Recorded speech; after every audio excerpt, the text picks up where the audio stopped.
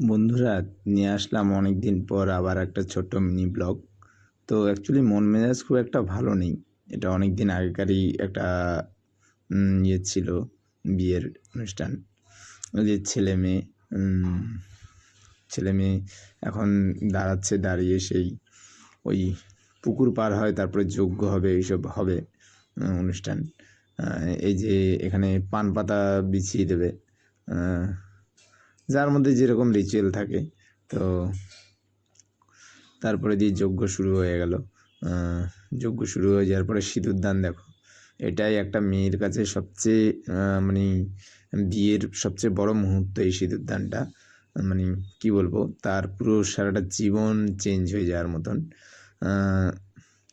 তোমাদের কার কার এরকম অভিজ্ঞতা আছে, বা যাদের এই অভিজ্ঞতাটা আছে তারা আশা করি জানো। জানিও কমেন্টস করে। তো জীবনটাই শুনেছি মেয়ের কাছে চেঞ্জ হয়ে যায়। দেখো আমি ছবি তুলছি, তো আমাদেরও অনেক চাপ হয়ে যায় যে সিঁদুরদানের ভালো পোর্ট্রেট ছবি নেওয়া। ভালো ছবি তো দরকার অবশ্যই আছে। তো সেইভাবে আমি ছবি তুলে নিচ্ছিলাম।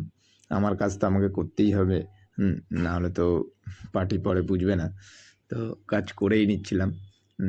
এখানে সব লোকজন, বেশি বাজে না রাত্রি, খুব তাড়াতাড়ি বিয়েটা শেষ হয়ে গেছে। তো এই যে মেয়ের ছবি তুলে নিচ্ছি, নানারকমভাবে তুলে নিচ্ছি। তো অনেক লোকজন বসে বিয়ে দেখছে। খুব সুন্দর এই মুহূর্তগুলো সবাই স্মৃতিতেই নিয়ে রেখে দেয়। তারপরে বাড়িতে গিয়ে আলোচনা করে যে এর বিয়েতে গেছিলাম, এরকম হয়েছে। হ্যাঁ, এটা সবাই আলোচনা করে। এটা শুধু একটা বিয়েবাড়ি বলে না, যে কোনো বিয়েবাড়িতে গেলেই সবাই আলোচনা করে।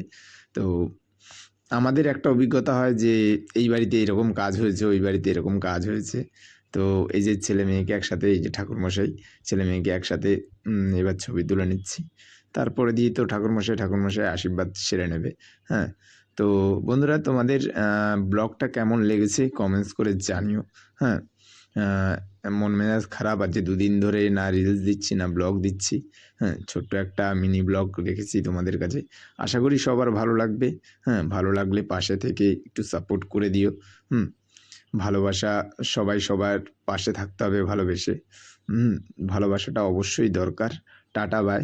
চলো দেখা হবে নেক্সট ব্লগ।